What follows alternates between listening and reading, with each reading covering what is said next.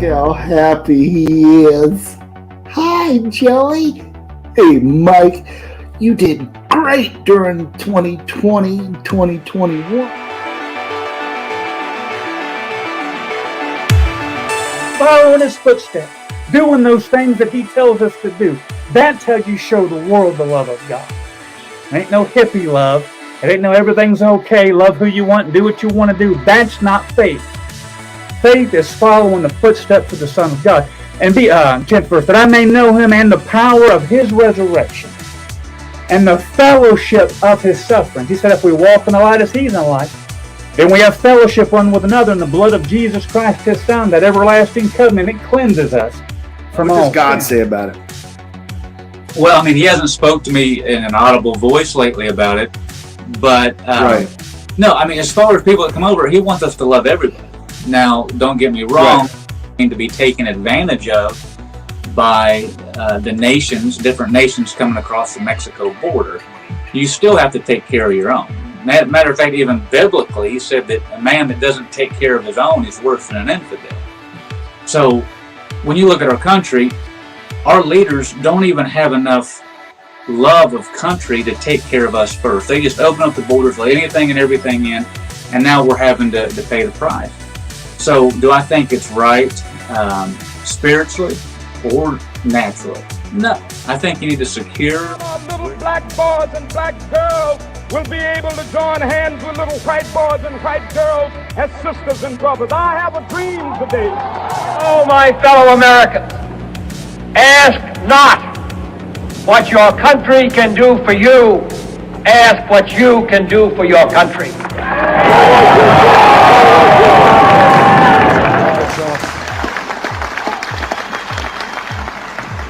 Mr. Gorbachev, tear down this wall. America powerful again. We will make America wealthy again. We will make America strong again. We will make America proud again.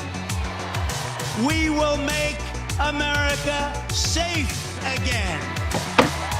And we will make America great again. Thank you, Ohio. Thank you.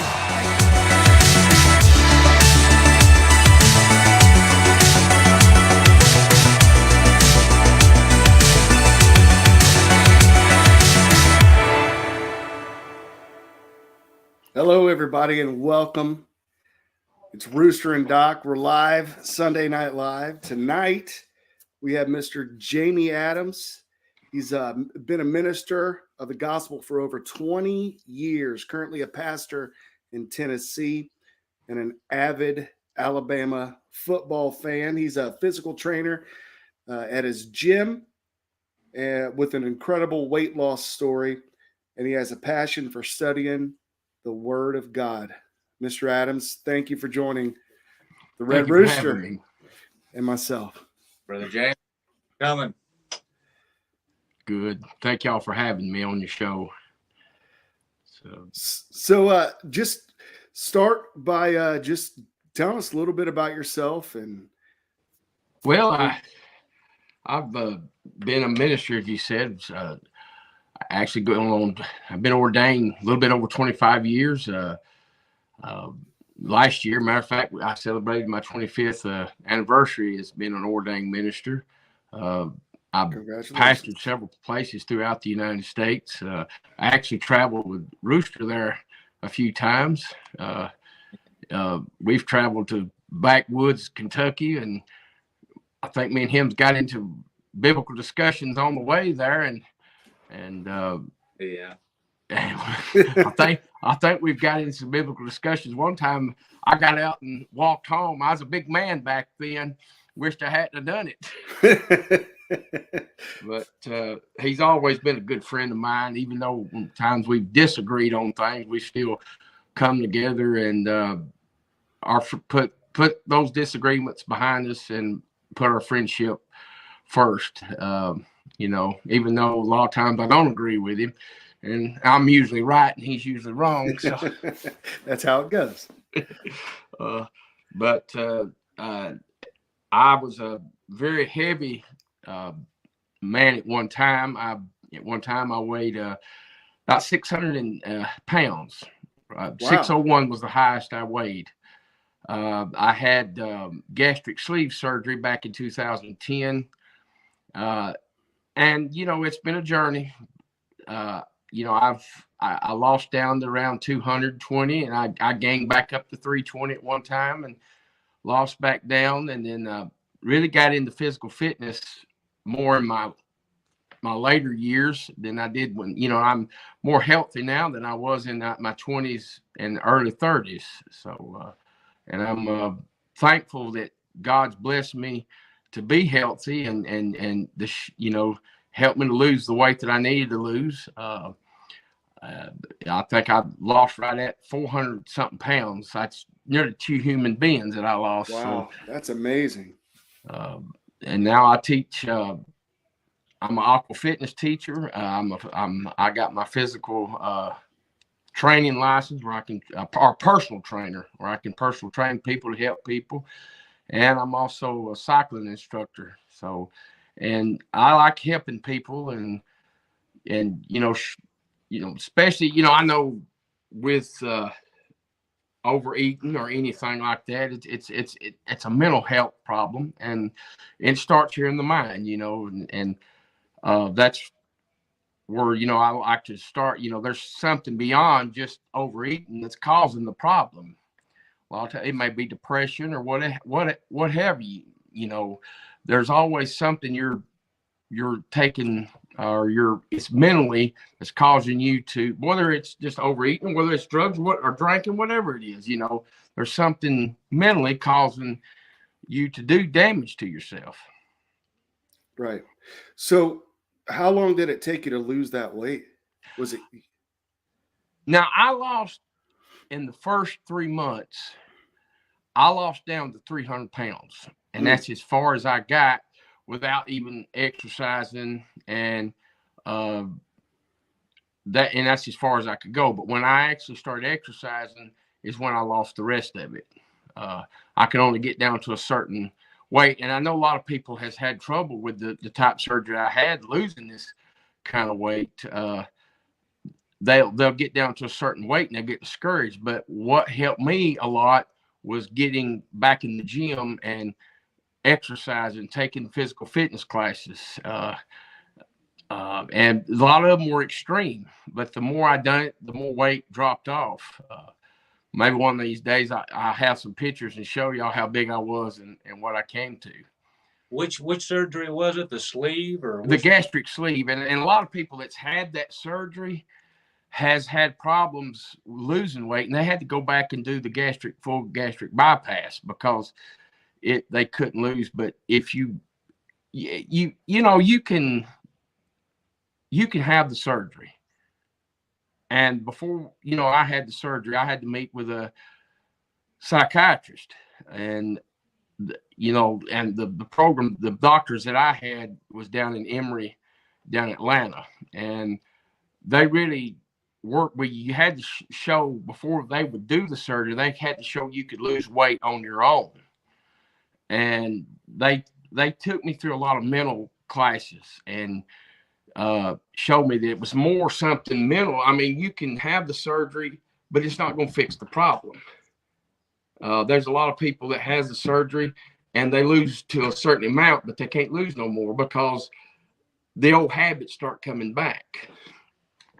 And and if you don't get rid of those old habits, you won't get down to where you need to get down to.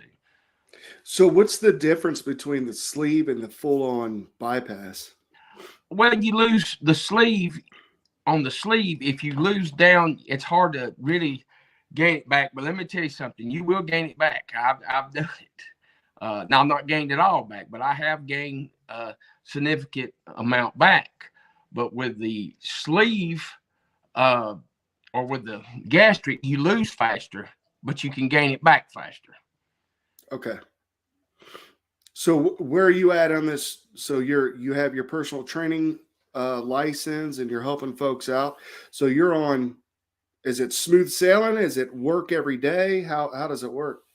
Some days, now here a while back, and I can't just blame COVID. I got COVID here a while back. I was actually going to do a training class in Asheville, North Carolina for a body pump. That's a weightlifting class combined with cardio. And I was going to do the class, and the COVID hit me. Now, that was the first time I had got it. This was back in the summer, and I had got down way down, really to my ideal weight. Well, COVID hit me, and it took strength. It took strength out of me, and I'd had the vaccinations, all that, but it didn't protect me, and it hit me. I was around it when it was at its strongest. And when it was at its weakest, it hit me at my strongest, and it put me down for a while, and it took me a minute to recover from it. But I've had to go back. And it's a progress. It's always a progress for me. I backed off for working out for a while because that COVID took my strength, but now I've had to get back and just restart all over again. And a lot of times, what I tell people on this is if they start gaining a little weight back, if you gain that first 5 pounds, you need to start hitting it again, going back, start working out. Because there's a point you get, if you gain your weight back, you go 5, 10, 15 pounds, you really need to stop. Because if you don't, you'll be back on up there where it's going to be harder to get back down to where you need to. Right. Now, you said you were vaccinated, right? Before you got I was vaccinated. I had the both shots, and I had a booster shot. Then the CDC sent me a message saying I didn't have to have the 4th shot. And before I had to get the vaccinations because I was told that I have an EPA license. Now I do HVAC work too, and I was told if I did not do that, my EPA license, which the government owns, would be pulled.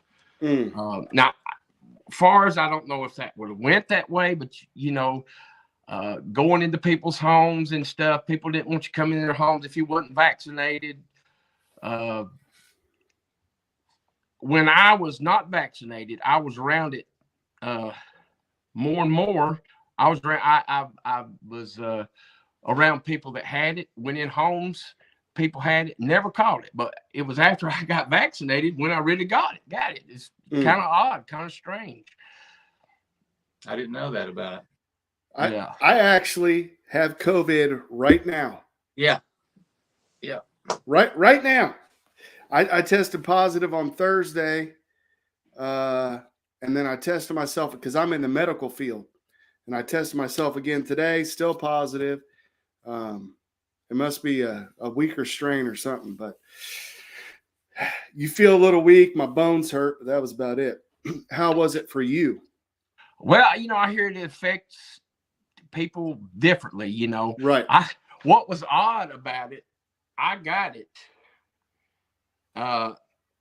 Then tested negative, and then about a week later got it again on the Omicron, which they said you can't get it until another 90 days, which I tested and then got it again, and about a week later, I don't know if I fully had recovered or what, if the test was negative or what. So it's just it's a mess, all that stuff. It is. And I do believe, I didn't really believe I do have some beliefs on it that it has been dangerous, but I also believe that some of it was politically motivated as well. There's you a lot can of see it, that. Yeah. I do believe it was politically motivated. I believe it was but there was other things like the H1N1 that was going on that they didn't shut things down at the time when and I think it was just it was mostly political. Now I do believe there's people that died with it, but they died, but there was other things too. And comorbidities. Yep. Now it did hit me and it affected me and it caused me to be weak. I mean, I was really weak and but I also still believe that it still had, it was the majority back when it was at the strongest, when we shut everything down. Sure, a lot of the edicts that was politically motivated. Yeah, a lot of the edicts that they sent out to everybody. Hey, got to do this, this. Well, and Fauci, Dr. Fauci, who was leading it all, masks don't work was his initial response, and then mask is essential, and then it was a whole entire mess. Yeah, and it still is to some aspects. Yes, yes, it is. I'm even hearing now that they're going the schools, the federal government. I'm hearing that they're going to try to make them go back to the mask mandates in the schools again. And it's a mess. And I want to back up real quick earlier, and not to get off the COVID thing, but since you went ahead and brought up the past of our argument there in the van when you just told everybody that I made you get out and walk home. Yeah. I just want to, for the record, I want everybody to know I did offer 3 times for him to get back in the vehicle. This is back when he was 600 pounds. No, I mean, that's when he was at his biggest. We were in my van, we were driving, and I don't even remember exactly what we was arguing over, something biblical or whatever. And so you don't remember the argument? I don't. I remember the argument. All right, we got somebody. No, he said, let me out. He said, stop this van. I was driving. He said, stop this van and let me out. That was I walked all the way home. How far of a walk was it? 4 hours. What? And at the time I wished, and then when he lived next door to me at the time, and when I got home, he was in the bed. Somebody had picked me up a mile from where we lived. Yeah, and walked for hours, 600 man walking. But I did try to pick him back up. Yeah, he did try to pick me back up, and then he got up and spoke on the subject that we were arguing about. And he looks at me and says, "You're right." I said, "I know I'm right." But me and him, I mean, we've went up. We've ministered together with some people that good people, backwoods is mountainous folks, and me and him have stayed up and lost together. Yeah, you explain one of those places that we've stayed at. I mean, Waylon get tickled at because I was a big old man. I couldn't. They had where we stayed in there. They had outhouses. Yeah, and we couldn't. And when you're a big old man like that, you got to go to the bathroom all during the night. And I had a bucket upstairs, and Waylon was freaking out. I know I might not be too much information, but Waylon would freak out over it. You remember that? I was scarred. The ceiling was about this far from our head, our head, and I was having to. Well, I'll leave to the imagination on that. So what was the argument about, Jamie? I gotta know. Was it over we were arguing over the resurrection? Which one, the van or in Hazard? So there's multiple. We've argued over. Yeah. I mean, we've argued over everything. Now, he's not always right, like you said earlier, but there was one time in Hazard we was arguing. What with Waylon? What? How I get Waylon upset when I come back or on Waylon, when I find out when Waylon was right on something, I'll come back and say, you know, I've been studying on this. Have you ever thought about this? Waylon done told me that years ago, and then come back on him and he'll say, oh, you do that to me every time. I want to check him out. It's bad. We was in Hazard one time, and we were arguing over, this one was faith, just basic faith. And I said, Paul had faith before he believed in Christ. And the argument, we were splitting frog hairs. I mean, we were saying the same thing, but we were just arguing. Jamie said, no, Paul didn't have real faith till he came to the Lord and Jesus manifested. And I said, no, he didn't. He had, and we was going back and forth for 4 hours. It was a 4-hour drive on the way to Hazard.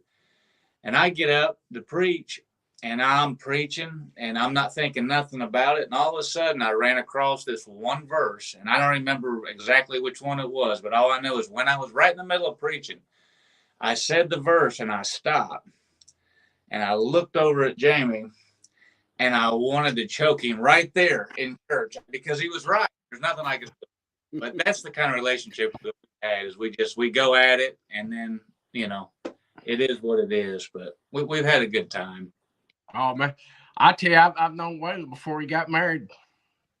Yeah. I mean, he's, I remember we've traveled a lot, you know. He's been, I guess Waylon's the best friend I ever had in life, even though we can be enemies at times. He's been the best friend I ever had, you know, so.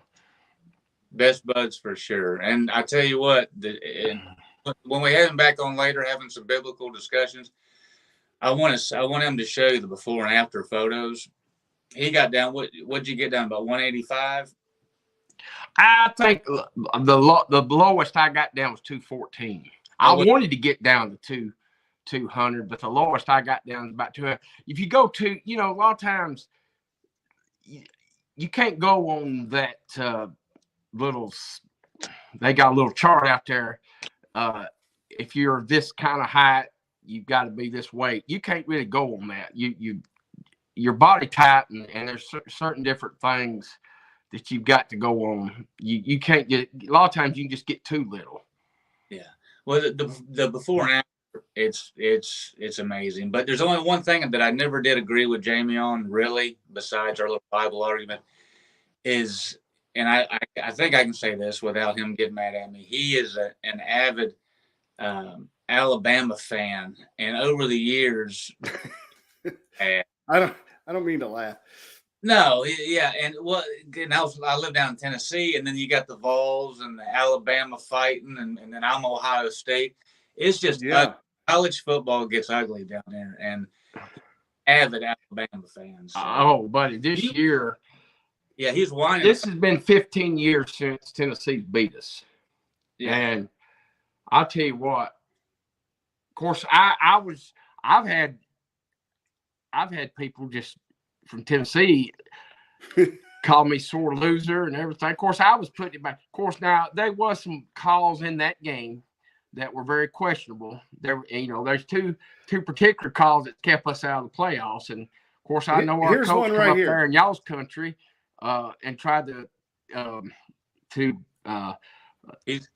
campaign to get our team in the playoffs right there in y'all's home, you know, while y'all was in the Big Ten championship to keep y'all out of it. But yeah, now watch this. If this is what are we on here? After video review, the ruling. Now watch this referee for Tennessee here. Watch his hands. You can't tell me that's not a conspiracy. We'll see what Stan Murray and Jason them SEC officials they're Alabama sick too, and he cheered when Tennessee scored that touchdown. But the biggest play was the LSU play when that got us beat in the overtime. When he got blocked in the back, and it's clear that he blocked him in the back, and they didn't call it. Let's see if I can pull that up. Now that's the bad call during the Tennessee game. What? Watch it now. That is pass interference. Didn't call it on Tennessee, but I've been Alabama. That has been called right there. Ball was a bit underthrown to Deshaun Rucker, 28. Oh, look at that face mask. In the football game because Kamal Haddon is injured, number 5. No, they didn't call it. Boy, it'd been Alabama, though. They'd have had a flag, had 2 flags on the play.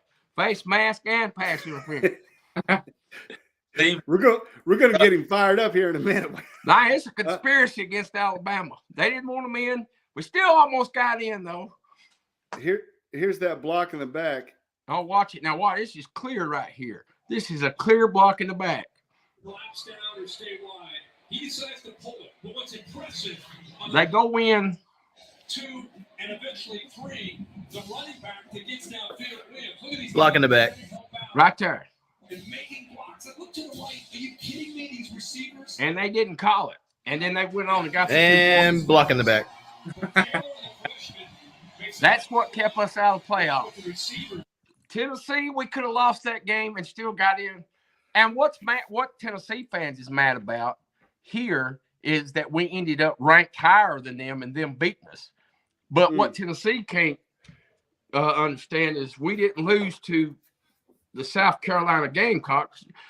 No offense, Red Rooster, by 30-something points. Well, so you're blaming that play on your whole reason for not being in the playoffs. Is that what you're saying? Pretty much. And I don't know. Had we lost one game, they probably still would have took Ohio State because Ohio State, I know one year that we took and they didn't. So I think they owed Ohio State one. So, here's what I said down here. I said, I think that Ohio State and Alabama, because they're such good teams, it don't matter if they don't never win a game all year. They should be grandfathered into the playoffs. I made them mad down here. I noticed you got the Bengals there. Oh yeah, Cincinnati Bengals. That's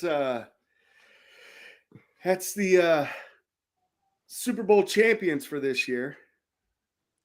It's coming up. We won today against the Browns. Yeah. You follow NFL at all?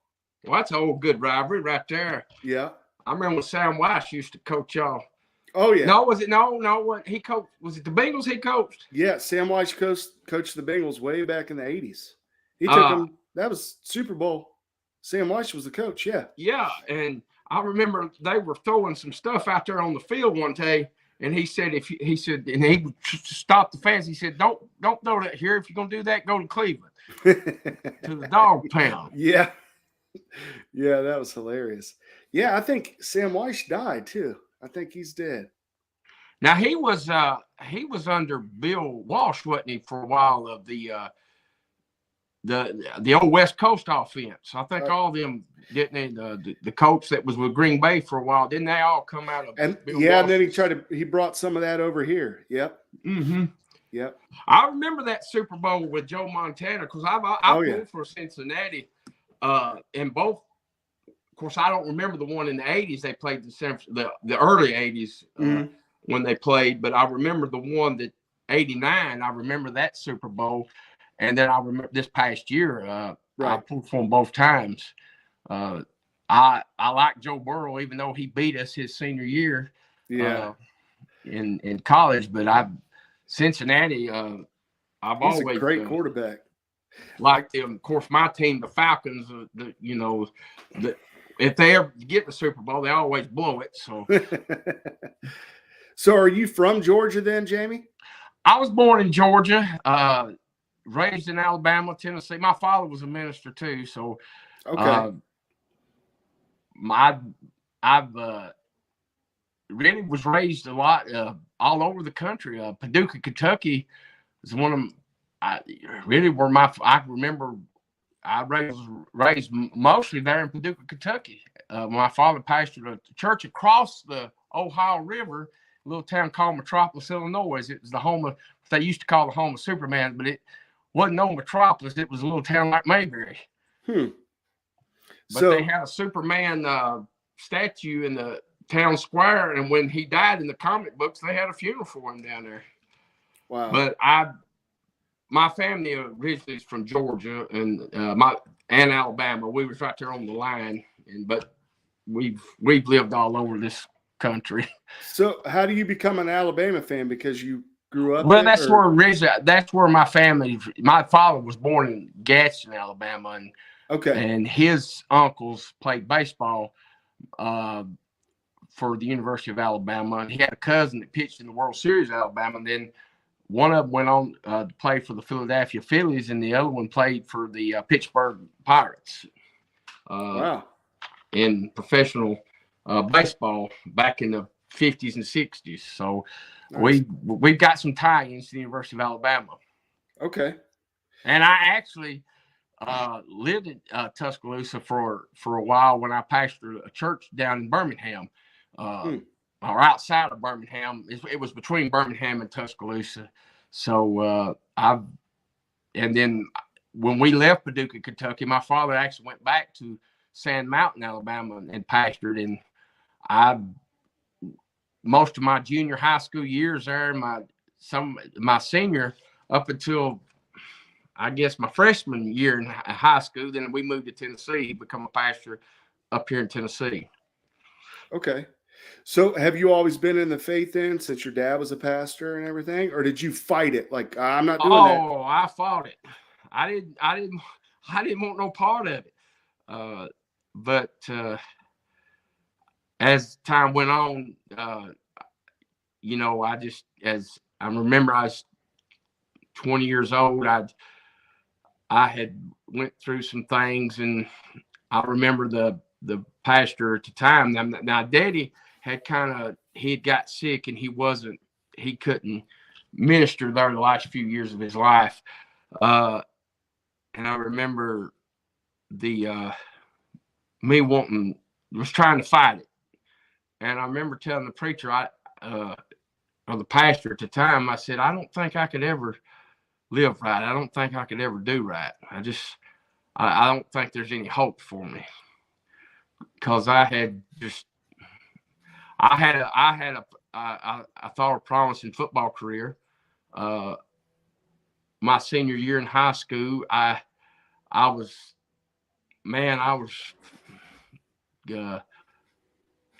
had some offers to play college ball, and in my senior year in high school, I'd hurt my knee, and I didn't even start. And then I tried to make a fast comeback, and it was just horrible.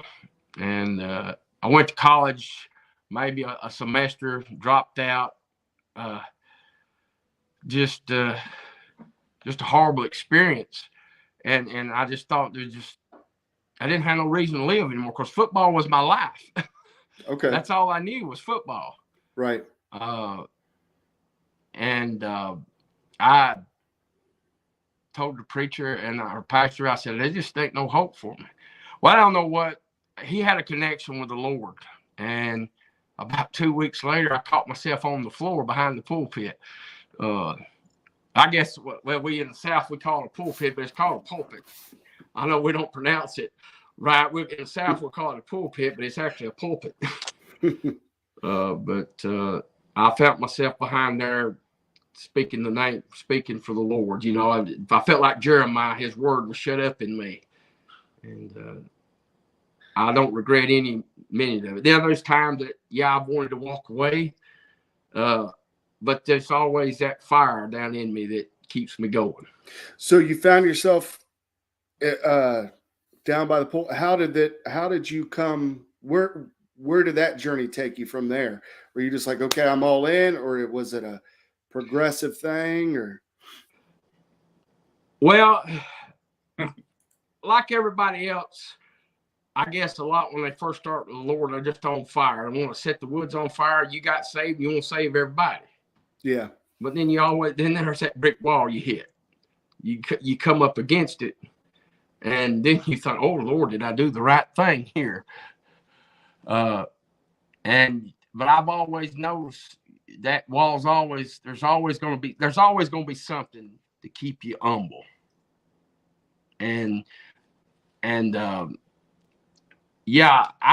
took off like a whirlwind, like a lot of people, and then I hit that wall. You know, something brought me down. Hey, but that's just, I feel like sometimes that's God's way of showing us, hey, it's not you, it's me. you know, you can't do it without me. Right. And then because there's a lot of people that get out here and get the big head. Look what I've done. And really, Jesus said, you can't do nothing without me. Right. You know, and without the Lord, we can't do nothing. You know, we're just instruments in his hands. Now, I do want to say one quick thing.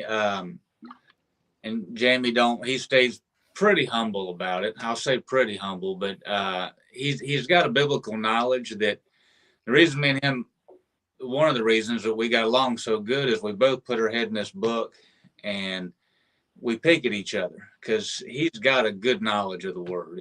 It's really that's how you learn. That's how when you bounce things off each other. That's where'd you find that? Oh, right there. Okay, yeah, I see what you're saying. That's how you grow. That's why Bible study is so important. Sorry, the multitude of counselors, there's safety. And I had men that I looked to that was my mentors. I get my knowledge just didn't come from one person. It came from several different people that has dedicated their lives to the Lord. Right. And if he'll come on later and we'll figure out our topic, but he's one of the ones that I wanted to get on and dig deeper into the word because when we get into certain subjects and and we don't always agree on everything. He already told you that, but he knows one was going to hell on a lot of things. I'm just kidding. He puts buttons and you just want to reach out and choke him, but we get along real good, so we'll pick out a subject. Now, I do want to say one thing. Jamie is a single man right now. You're still single, ain't you, Jamie? I'm always single. And the reason I said that is he also sings, and he'll probably want to strangle me later. But I had something. Let me see if I can pull this up. Give me 1 second. Here we go. We'll just let this play here. Let's see what happens. There's a port on the Western Bay. It serves 100 ships a day. Lonely sailors pass the time away to hear them say loud. But the sailors say, Brandy, you're a fine girl. What a good wife you would be. But my love of my life is the sea. Boy, I tell you what, I didn't know the words of that song. Yeah, he'll do that later. But if there's a woman out there named Brandy, yes, he's already got it down. He's already got it down. Yeah. I actually heard Nixon sing that song.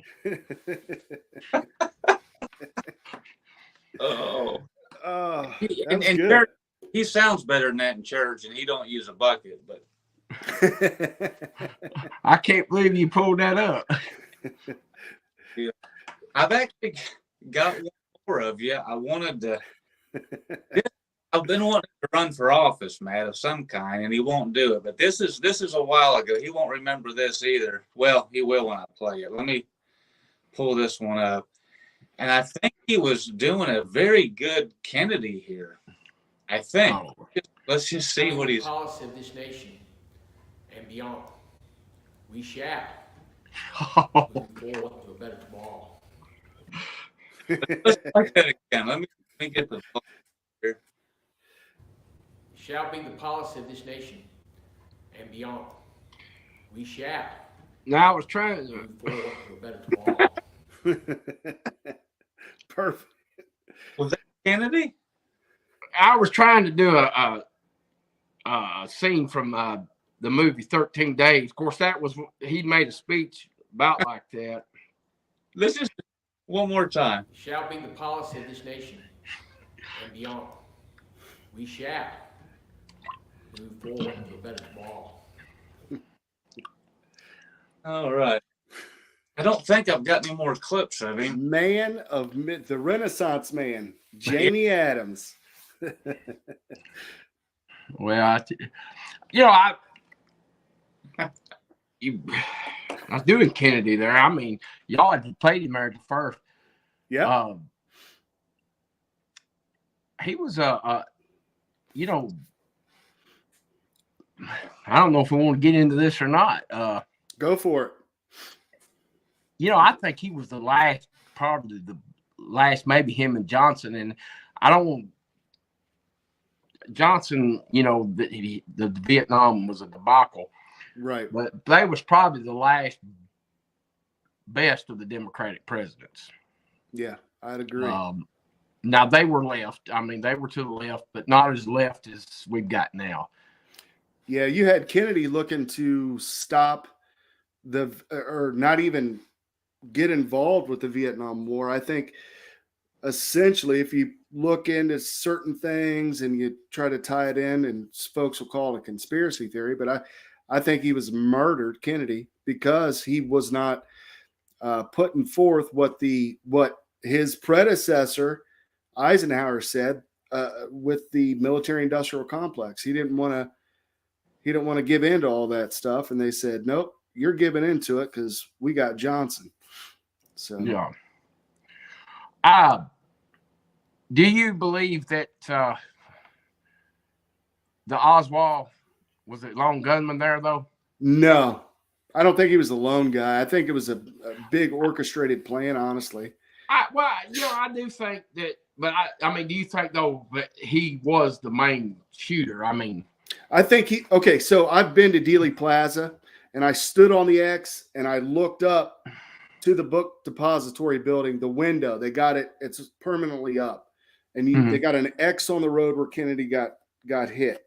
So I stood there and I looked up. Okay, that's a legitimate shot, but can you get 3 shots off with that bolt action rifle on a moving target? You'd have to be a Marine. So he got that right. Now you could be an Army soldier too, but Marines are marksmen. You would have to be very, very well trained with that rifle. And then I walked over to, and mind you, this is like 2018, 2017. I can't remember the year. So a lot of things are different nowadays in Dallas. So I walked over where the grassy knoll was and behind the fence that they have there. And yeah, that would be a good way to triangulate that. Even further over on the train tracks, you could get you a nice, good sniper rifle over there. There was just too many points around to have that vehicle rolling with the top off. Too many opportunities. Yeah. Well, now the magic bullet theory was always a mystery to me until I saw a forensic show of how that Kennedy's seat was kind of higher than Conley's, and the position how they were sitting, the forensics. Now that kind of, to me, kind of ended the doubt there on the magic bullet. I don't know if you've seen that, but on that part.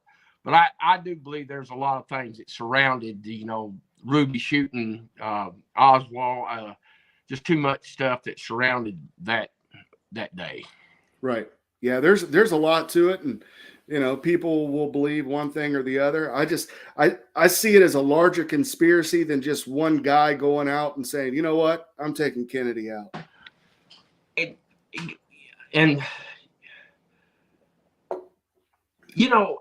there's an 18-minute gap, 18-minute and a half gap that's missing on the Nixon tapes, and H.R. Haldeman,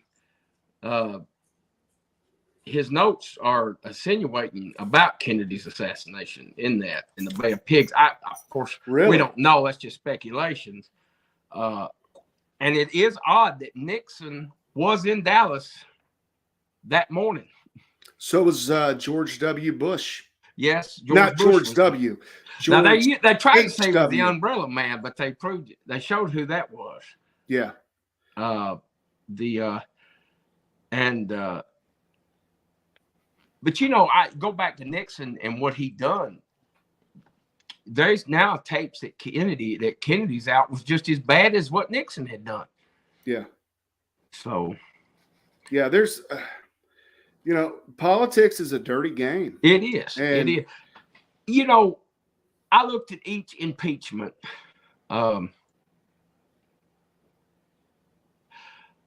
the last impeachment we had, it was all politics. It was politically motivated. Definitely. Even Bill Clinton, I'm not saying that I agreed with his morals. I don't agree with his politics, but I believe it was a lot of his impeachment was, even though he did do wrong, I believe it was politically motivated. Certainly. And even go back to the first impeachment with Andrew Johnson, when he removed one of Lincoln's cabinets, and they made the tenure law that he couldn't remove his predecessor's cabinet when he got in office. And then he did. And then that was all politically motivated because Johnson was a Democrat and those were Republicans were left over from Lincoln's cabinet. So I think all of it, I think except Nixon. Nixon's was pretty much open shut case. They broke in. Yeah. There was nothing. Yeah.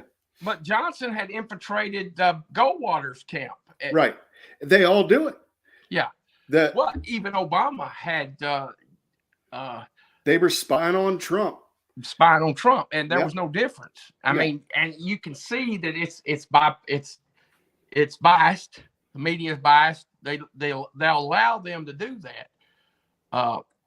You think about Eric Snowden and Carl Ellsberg. I believe they both done wrong, but Carl Ellsberg, he exposed the Republicans. Edward Snowden? Sir? Edward Snowden? Edward Snowden, yeah. Yep. I think how did I say Eric? Yep. Yeah. And Carl Ellsberg, he released the Pentagon Papers. Well, Ellsberg really done it to a Republican, which he was actually manifesting what the Democrats had done. And Nixon didn't like it. Well, Nixon went after him. Well, Obama goes after Edward Snowden, just like Nixon went after Carl Ellsberg. Well, they considered Carl Ellsberg a hero, and they considered Snowden a traitor. Right. Both really done the same thing. Yeah. You need whistleblowers to keep government honest. You need media that actually works as media. Now we have, arms of, media arms from both parties trying to write stories or deliver stories on news to back up their political allies. Yeah. You need independent media. You need independent people whistleblowing. It's kind of like, what's that guy's name? Julian Assange. Yeah. They want to put him on the gallows, man. But I don't know. There's an argument that could be made that he did some good. I think what Elon Musk is doing with Twitter. Now, I probably don't agree with Elon Musk on politics, but he's opening it up a little bit. And Twitter, you need that free thought, free ideas, discussion, all that stuff needs to flow. Yeah, and it's like I won't say this delicately. I know extreme conservatism can be just as bad as extreme leftist. And neither one of us should force our beliefs on the other. Right. And I think sometimes, especially the left, they will force their beliefs right down our throat and say that our beliefs, and they'll shut our beliefs down. Yep. They'll go as far as to use the FBI to come and arrest you. Yeah. It's just like people that want to live alternative lifestyle. That's their business. I don't agree with it, but it's not my right to go force what I believe on them. But then again, I don't want them coming and forcing what they believe on me. Right. But if I get up and say anything toward that, it's a hate speech. Right. But if they say what I do, they consider it, freedom of speech. There's it's really a hypocrisy there. Right. Hey, speaking of the alternate lifestyle, did you know they added 2 letters to the LGBTQ. Did you know that? Huh? I and A plus. What do those stand for? The A is ally, which is somebody that isn't necessarily part of the LGBTQ, but they are in support of Now, those. see, here's the who's adding these letters? Where's the council on adding more letters or subtract? I got online and I should have had it to pull up, but there was a whole thing. They've actually got LGBTQQTIA. They've got other. I mean, they've got even more letters they're not even telling people about. So, You know, the modern, or not, we call them, that's what they're not. I mean, the traditional family values. Yeah. Now they consider people with traditional family values the freaks and the geeks, and they consider the ones with the modern day family values they consider them the normal. Yeah. And it's, you can't even watch a insurance commercial without them you sitting there and I understand you've got to sell the money and all that, but it seems like they're forcing it, and things like that. Well, they want to break up the traditional family because the left understands that traditional families vote like myself. I'm a conservative. Traditional families tend to vote conservative. Right. Non-traditional families tend to vote Democrat. Right. So they want things to be untraditional. They want things to be this new modern, everything goes for everyone. If you say something to me and it offends me, you're wrong. But if I say something that offends you, well, that's just, that's free speech, buddy. It's like the Twitter thing. They're like, people were complaining on Twitter, like, you're shadow banning conservatives, you're kicking Trump off, you're kicking Alex Jones off, you're kicking all these people off that have conservative ideas. And then the left said, well, if you want something, you go out and create your own. Yeah. Well, Trump created his own with True Social. There was that Parler. Well, they shut Parler down real quick. And then Elon saw the writing on the wall and said, you know what? I'll buy it and just let everybody say whatever you want. But I don't think Elon, don't get me wrong, what he's doing so far has been great, but I guarantee it's been okay. He's got another agenda. He's got to. You don't spend that much money just to give everybody free speech. It's not that. It doesn't work that way. He has to have another agenda way in the back. I don't know. I think I've never been a billionaire, but I think when you become a billionaire, I don't know what's left. You've earned as much money as you could ever want in your life. Why not go after and allow? This is his. Somebody put it like this. They said that he wants to save humanity, but not necessarily that, because he works in AI and transhumanism and all that kind of sort of thing. I'm not saying he's perfect. I'm just saying I think this Twitter thing is for free speech. I hope it is. The majority of it. I think it's a good segue into whatever he's wanting to do. Transhumanism. Yeah. Because he wants to put a chip in people's heads, which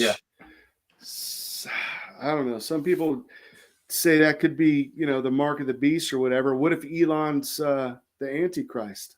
James, would you let Elon put a trial chip in your head? No. I mean, what he was saying, I dated a girl that actually she thought what he was saying about Elon Musk, and she I mean, there is some things I am a little leery on Elon Musk.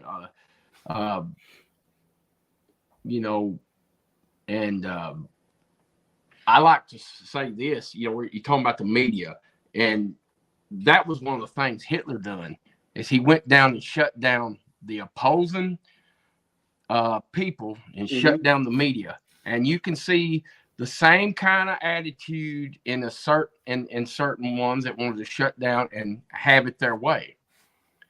Yeah. Well, that's how you control society. One side. You could see some of the things that Hitler instituted being instituted in our society. Yeah.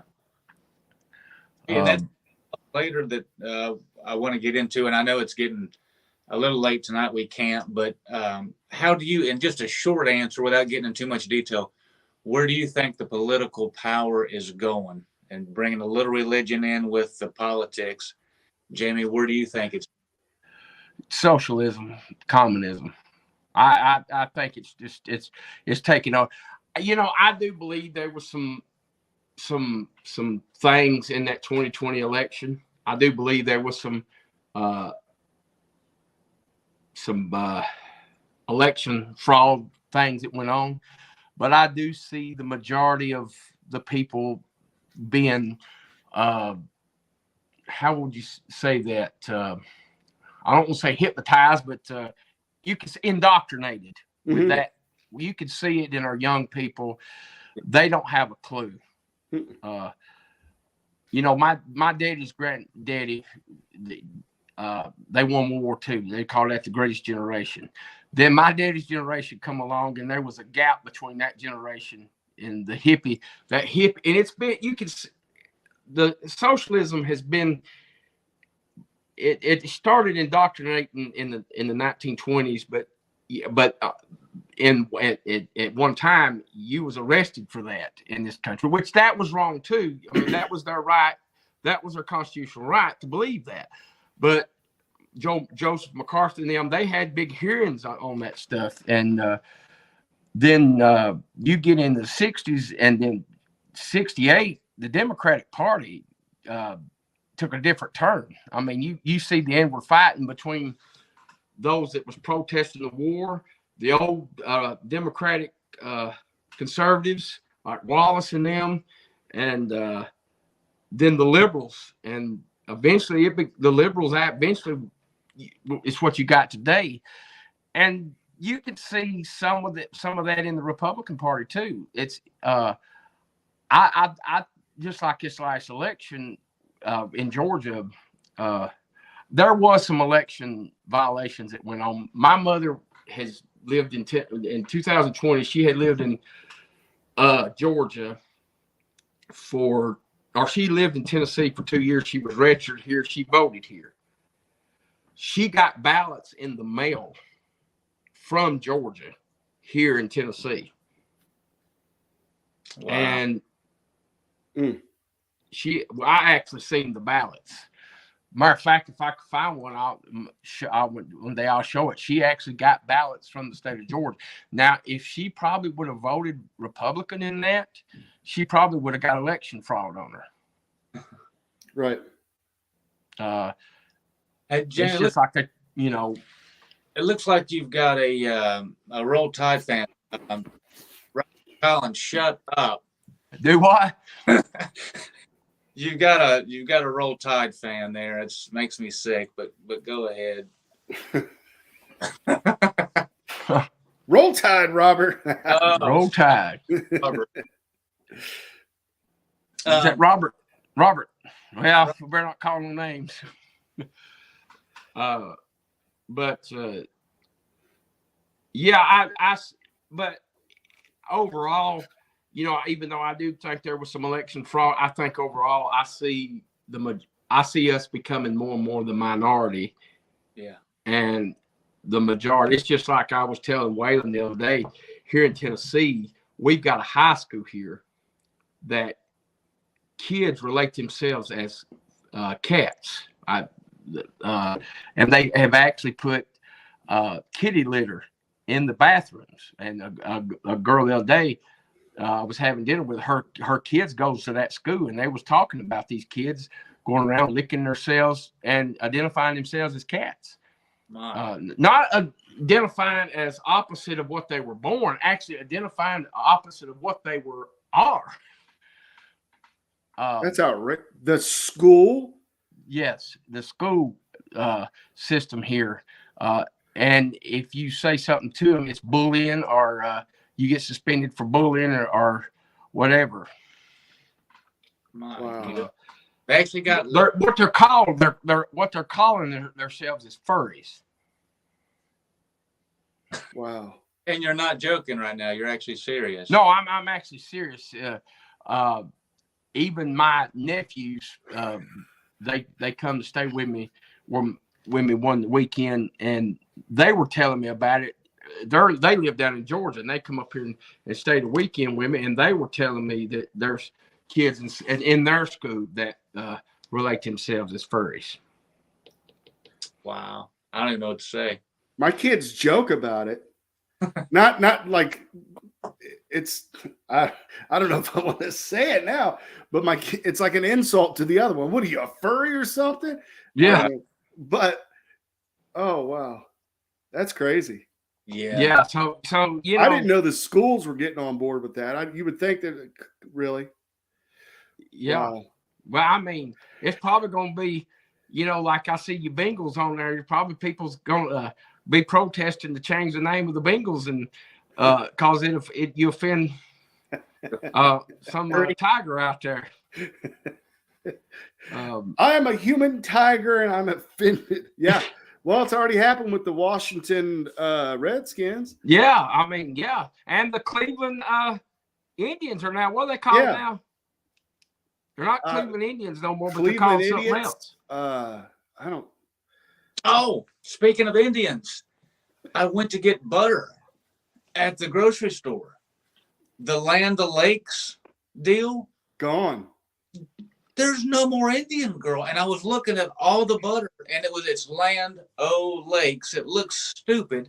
It makes no sense. Yeah, the whole Indian girl's gone at a whole butter section. It's the dumbest thing. It was her land, and you took her off of it. Yeah, and then you took her off of the butter.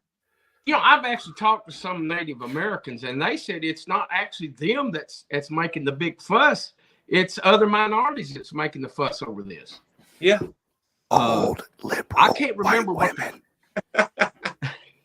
What is it the Cleveland Indians are called now? They're not the Cleveland Indians. The Guardians. The Guardians.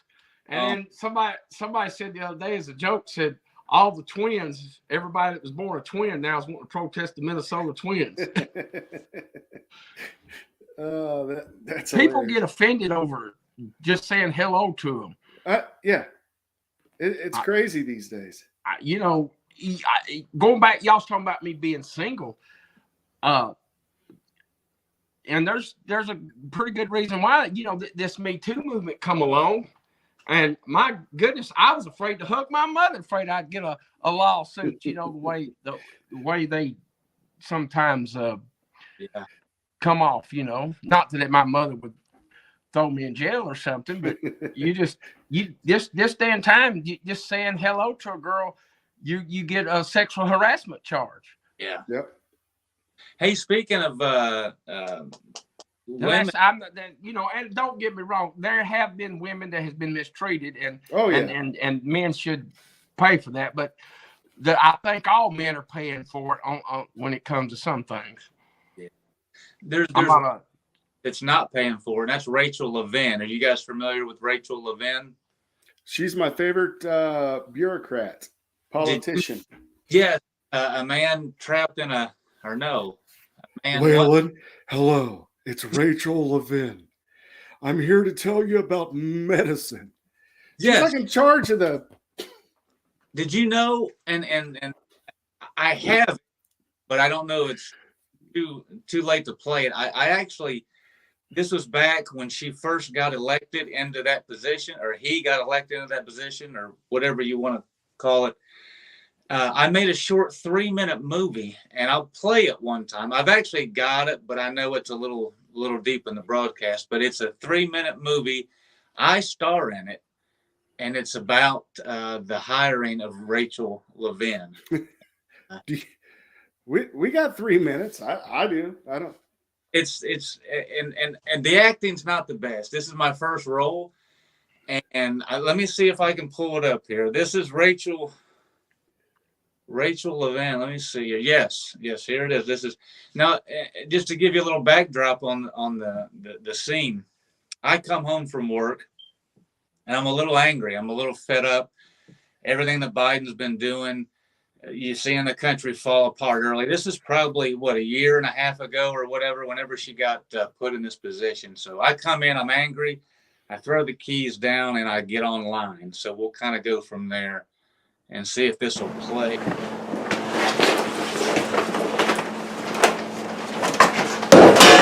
Honey, don't be mad.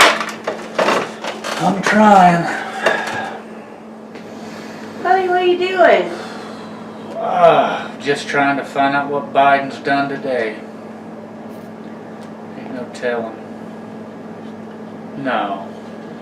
Oh my God. You'll never believe what he's done. I'm just in shock.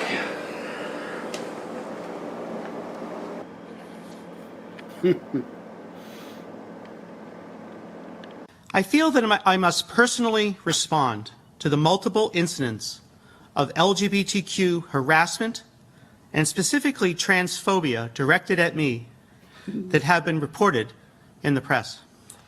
Biden has lost his ever-loving mind.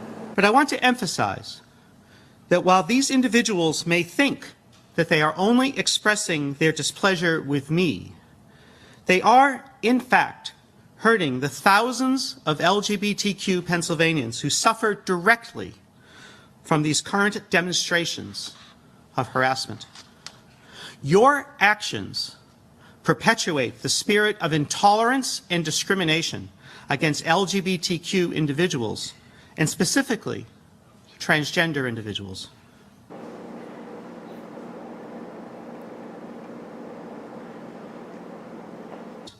We all need to foster that spirit of acceptance and welcoming to LGBTQ individuals and celebrate the wonderful diversity of our Commonwealth. Our children are watching. They are watching what we do, and they are watching how we act. And to all LGBTQ young people, it is okay to be you, and it is okay to stand up for your rights and your freedoms. To the perpetuators of these and the perpetrators of these actions, if your apologies are sincere, then I accept your apologies. But an apology is the beginning, not the end of the conversation. I call on you and all Pennsylvanians to work towards a spirit of not just tolerance, but a spirit of acceptance and welcoming towards LGBTQ individuals.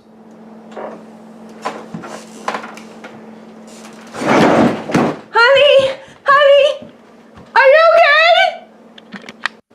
Honey, oh my God, are you okay? Honey, oh my God, are you okay? Honey, oh my God, are you okay? So that's my first movie. I know you got some work to do, bud. I do. You know, an apology, that's just the beginning. All right. It's not the end. When he got hired in that position, that's when I first feature film. It was like I had to vent somehow. So that's what I did. But do you know that the type surgery I had, and I had a tummy tuck too, that I have to go to the doctor with people that do that kind of surgery.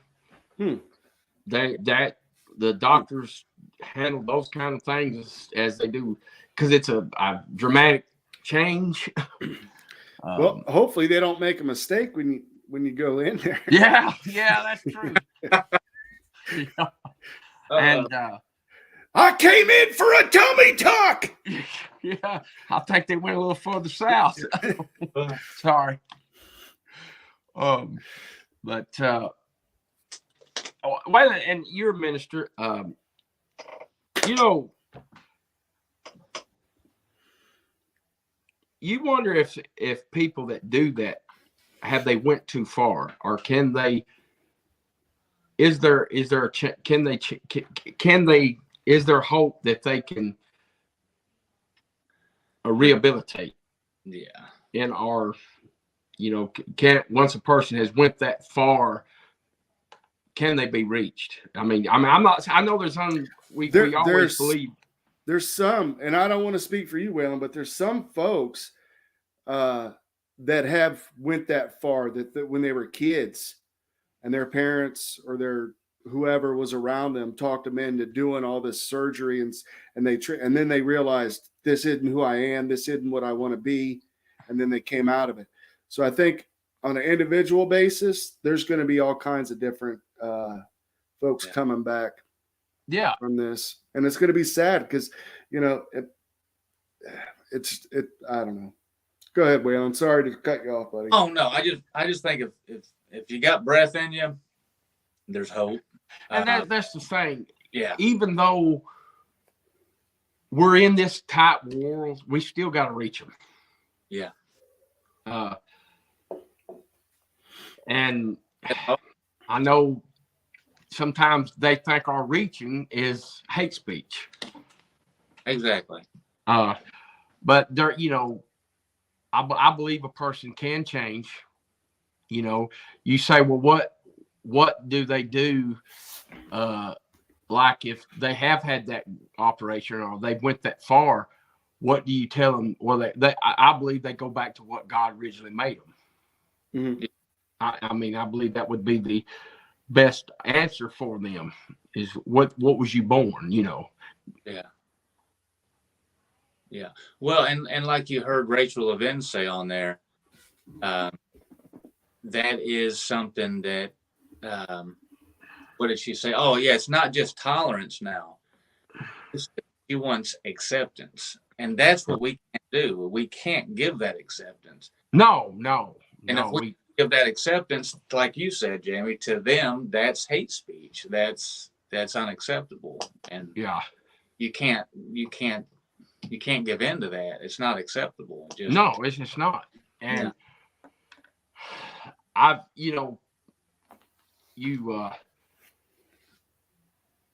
and I will say this about some conservatives, and I will say this about some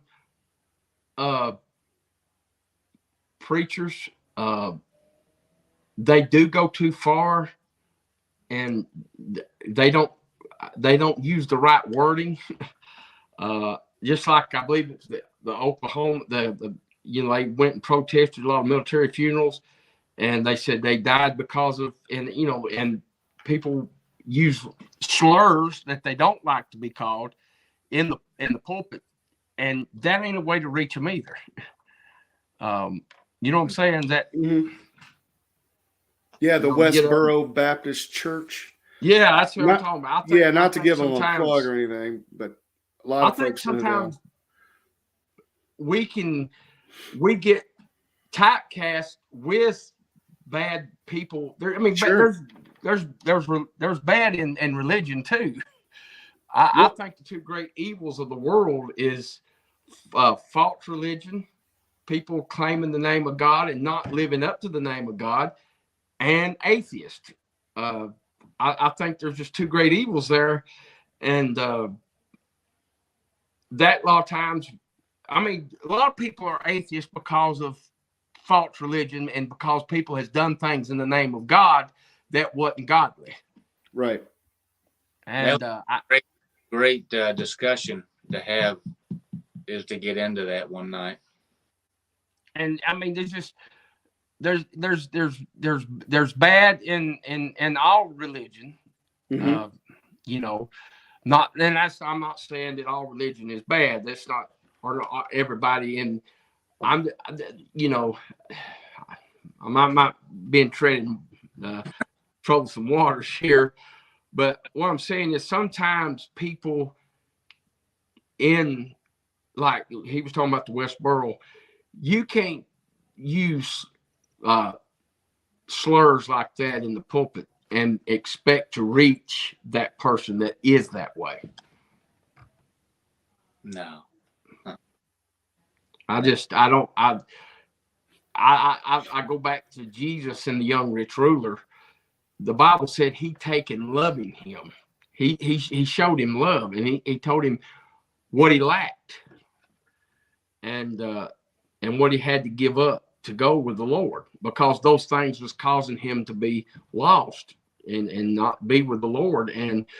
But the Lord done it in a loving way. He just didn't come out and say, just call him a money hungry SOB or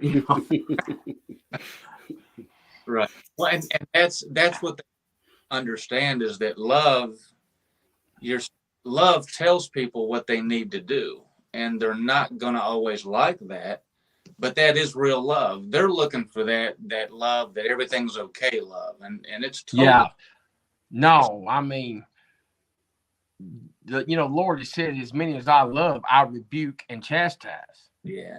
And his chastisement is it don't feel good at the time, but if we yield to it, it'll bring peaceful fruit in our life. But the Lord does it in a loving way, and it's our own consequences that we suffer destruction.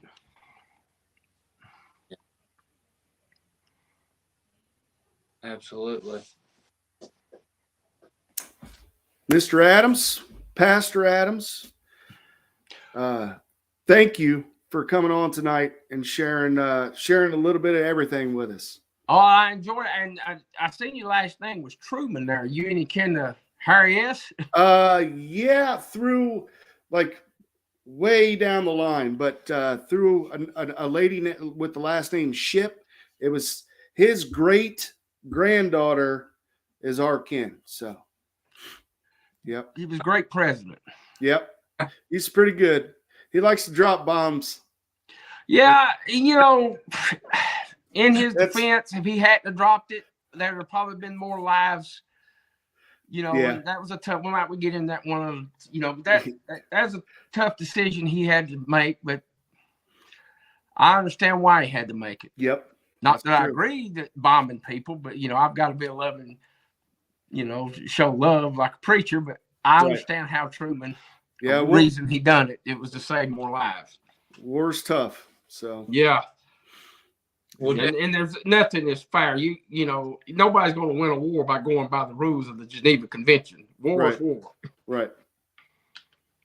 And what you saying with? Do some end time stuff. We'll get actually more Bible oriented, and we're going to dig some stuff out of Jamie because he knows some books. So I look all right. Let's plan on that. Sounds good. Yes, hey, and you guys, I'm an SEC guy, so I'm gonna have to pull for the Bulldogs over your Buckeyes. So I don't know. I don't really like seeing anybody else from the SEC. Everybody in the SEC is for everybody else when they play us. So I might just pull for you Buckeyes. Go Buckeyes. All right. Right. All right. We'll talk to y'all later. Y'all have a good evening.